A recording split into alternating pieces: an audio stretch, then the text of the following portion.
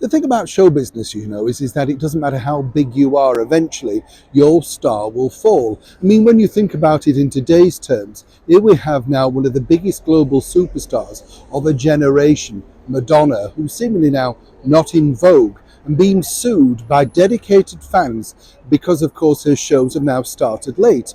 Rightly so, they're saying they've accrued things like taxi fares, things like that, that they never would have had to pay out for had her show started on time. Unthinkable, of course, in fan adoration a few years ago, seemingly not today. But of course, as I say, history just replays itself time and time again. And way back in the 30s, 40s, 50s, even including the 60s, there was no bigger star than this particular Hollywood legend. That's right, Joan Crawford. Now, Joan Crawford, I've been lucky enough to talk to many people, including the actor Robert Vaughn, who had lovely things to say about working with her and knowing her. Of course, he was famous for The Man from U.N.C.L.E., let's not forget that, yes, and of course The Protectors over here in the United Kingdom. But what was interesting, as he pointed out to me, was the myth about Joan and the Pepsi-Cola deal really all centered upon the fact that it was all to do with Joan's inability to get something from the White House. As ever, let me explain.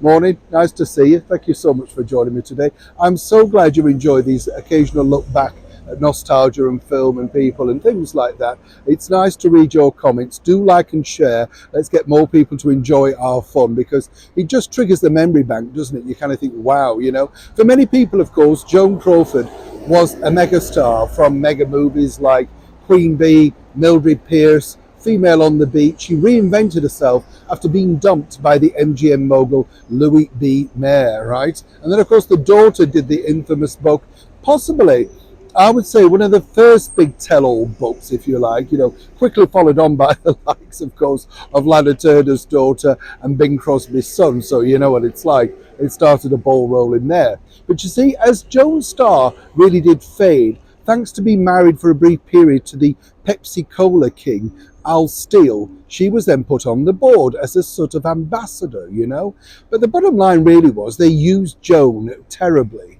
She didn't mind, it kept her busy. She opened bottling plants, turned up, of course, like it was a mega premiere opening, but it gave her something to do in the very empty interim period after Al's death, and more importantly, kept her name and profile in the media. But then, of course, they kept put the thumb screws, and they really wanted Joan to make sure that she got Pepsi placed first, right and centre in everything she was doing. She even worked it into one of her movies. She even got a sort of an associate of Pepsi to appear as an actor in one of her films, even though he was dire. That's how much she needed the job. Now, when she visited England in the middle 60s, she popped along to Downing Street, and the sole thing really was to get the then British Prime Minister Harold Wilson to be seen clutching a Pepsi-Cola bottle. That's how desperate things had become. But the ultimate prize really was Joan at the White House with Coke, quite frankly. And this was the biggest problem. Now, Joan never actually achieved that dream for the Pepsi-Cola company. And very quickly, when they realized, that she was obviously advancing in years and not necessarily appealing now to a young market, which Pepsi-Cola wanted to appeal to, then they very nicely, quietly shoved her down the pecking order. Now, if anybody's seen the movie Mommy Dearest, you'll see a sort of heightened version of how they tried to get rid of her. She fought back, but eventually they managed to remove her. And the whole reason was that they really wanted someone like President Johnson stood alongside Joan, but preferably, possibly on his own, at a desk at the White House with a Pepsi-Cola bottle. They thought this was the biggest brand endorsement they could find. Joan was a megastar. Why couldn't she make it work?